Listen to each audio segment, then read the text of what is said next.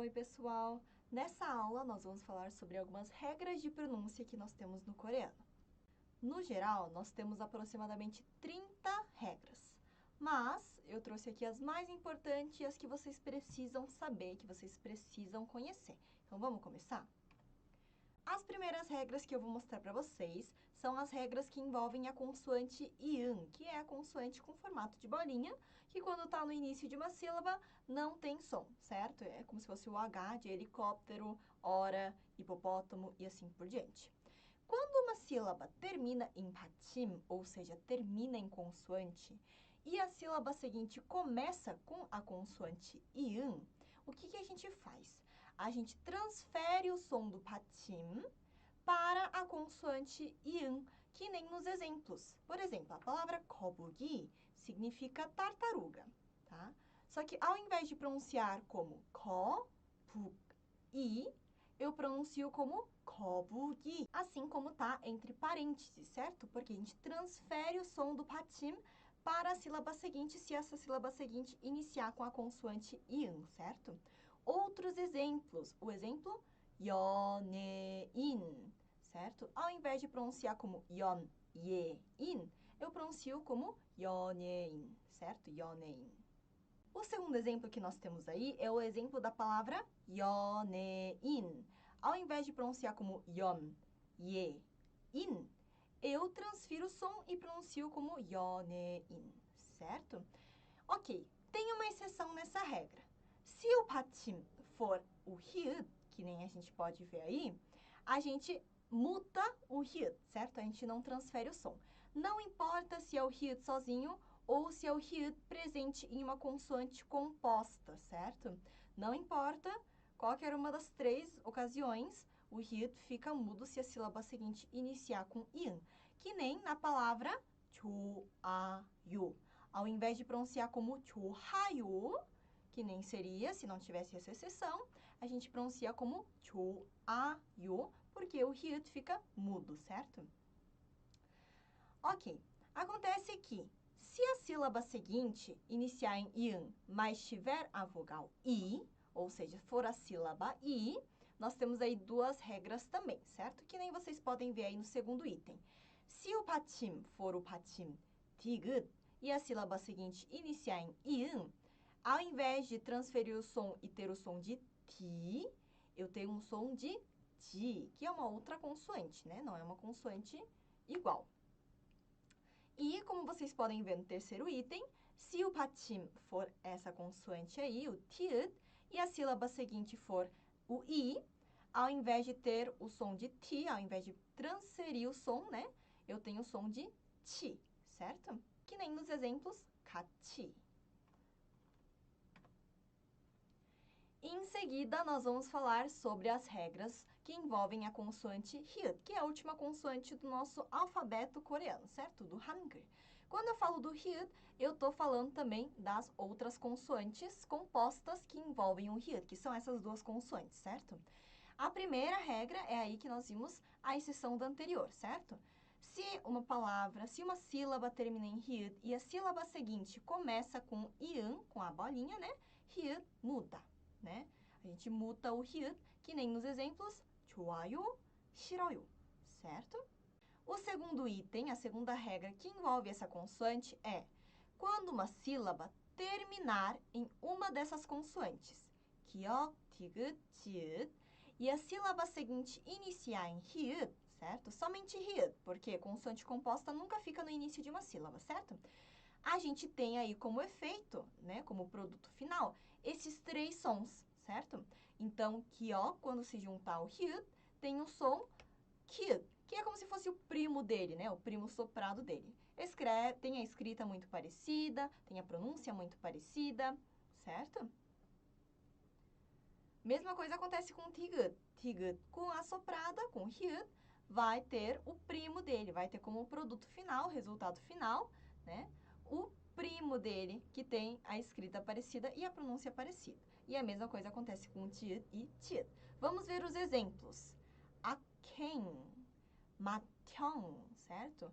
Então, kiok se juntar ao hyut, teve som de kyut. Aken. Ao invés de pronunciar como aken, pronuncio como aken. Mesma coisa com mathyong. Ao invés de pronunciar como mathyong, eu pronuncio mathyong, certo?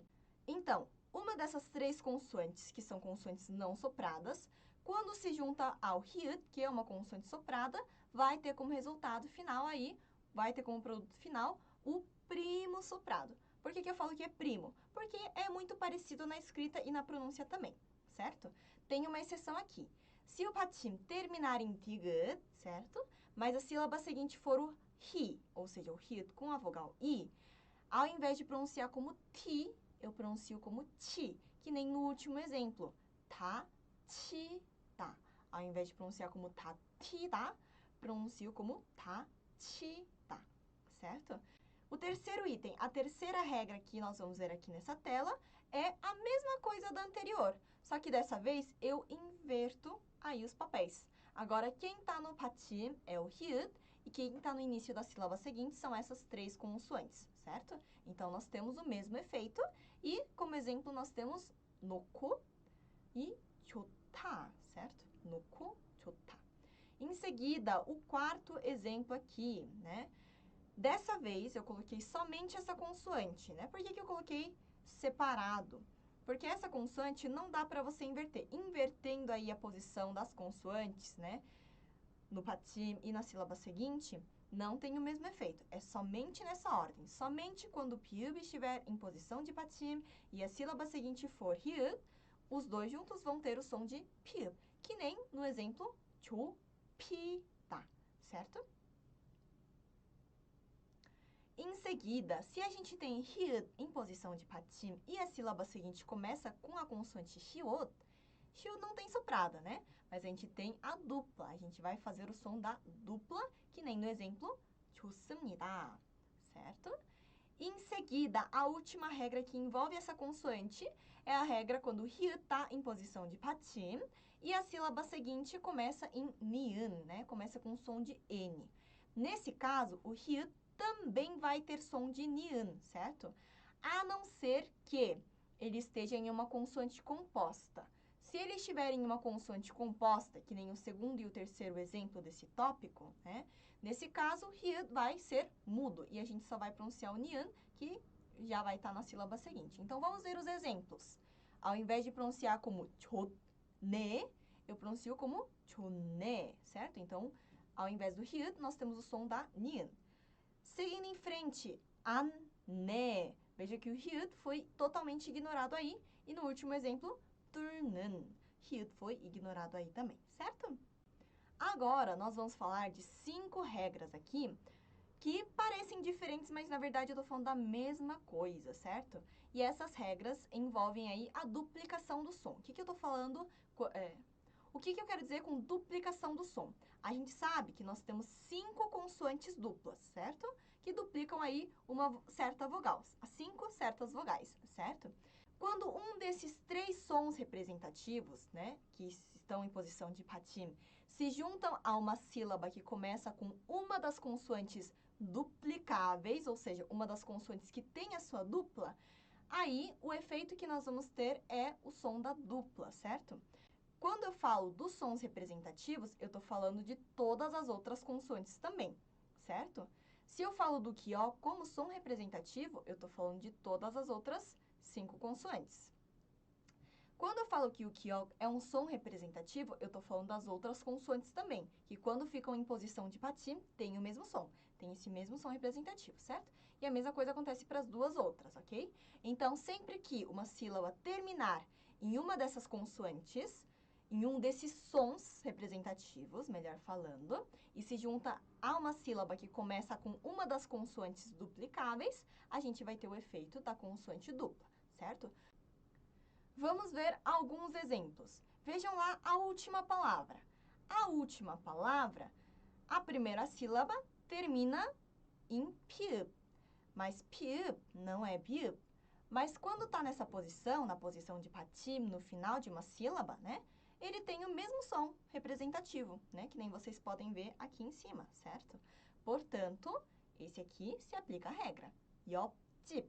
Ao invés de pronunciar como 옆집, pronuncio como 옆집, certo? Vejam o exemplo de cima, né? o penúltimo exemplo. Vejam o penúltimo exemplo. 식사, certo? Ao invés de pronunciar como 식사, pronuncio como 식사, certo? Em seguida, vamos ver aí regras que envolvem esses 3 sons representativos e as consoantes ni은, mi은. Quando uma sílaba termina no som representativo kió, ou seja, essas 5 consoantes aí, e a sílaba seguinte começa em uma das consoantes ni은 ou mi은, o efeito que a gente tem é o efeito de iın, como vocês podem ver no exemplo, ao invés de pronunciar como a, ma, quando vocês pronunciam em uma velocidade contínua, vocês pronunciam como anma e vocês escutam como anma, certo? Seguindo em frente, quando você tem uma sílaba que termina nesse som representativo, ou seja, uma dessas 6 consoantes aí, e a sílaba seguinte começa em ni은 ou mi은, você tem o efeito de ni은, que nem no exemplo 잇몸, que nem no exemplo 잇몸, certo? Ao invés de pronunciar como 잇몸, eu pronuncio como 잇몸 e você também escuta como 잇몸, certo? E a terceira, quando você tem esse som representativo em patim, em uma sílaba. E a terceira regra aqui dessa tela é, quando uma sílaba termina nesse som representativo, ou seja, uma dessas 5 consoantes, e a sílaba seguinte inicia em ni은 ou mi은, você tem o efeito de mi은, que nem vocês podem ver no exemplo, 앞마당. Ao invés de pronunciar como 앞마당, pronuncio como 앞마당. Quando eu falo, né, numa velocidade contínua. Essas 3 regras, gente, são regras que vocês não precisam ficar decorando. Por quê? Porque é uma coisa muito natural, certo? Então, não se preocupem com isso, tá? Ele acontece de forma muito natural e não precisa pensar bastante, não precisa pensar tanto para poder fazer esse som, certo? Para fazer a pronúncia correta. A primeira regra é desses 2 primeiros tópicos, em que uma sílaba termina em um desses sons representativos, né? 미은, 이응, 기역 ou pi읍. Quando uma sílaba termina em um desses sons e a sílaba seguinte inicia em 리을, a gente tem o som de 니은, que nem vocês podem ver na palavra 대통령 e a palavra 압력, certo? E a segunda regra que nós vamos falar, que envolve essa consoante 리을, são esses 2 últimos tópicos. Então, quando em patim a gente tem 니은 e a sílaba seguinte inicia em 리을, ou quando isso acontece ao contrário, a gente tem esse efeito de 2 리을. Quando a gente tem 2 리을, ele vai ter um efeito de som de L. Se vocês darem uma olhada no Hangul, né, que é o alfabeto coreano, no sistema de escrita coreano, a gente não tem nenhuma consoante que seria o L, que representa o L, certo? Mas, quando o 리을 fica no final de uma sílaba, ou seja, em posição de patim, ou quando tem esse tipo de regra, ele vai fazer a função, né? Ele vai fazer esse efeito de L, certo? Que nem nos exemplos 날로 e 줄넘기. Veja que vocês conseguem escutar o L, certo? Então, o som L, a princípio, existe no coreano, mas não existe na escrita em si, certo? Mas ele existe com regras de pronúncia. Então, hoje nós vimos algumas regras de pronúncia importantes, as principais e que mais aparecem aí na nossa leitura, no nosso dia a dia. Espero que vocês tenham gostado. Não esqueçam de me seguir e seguir a Cultive nas redes sociais e também revisem bastante o conteúdo da aula. Annyeong!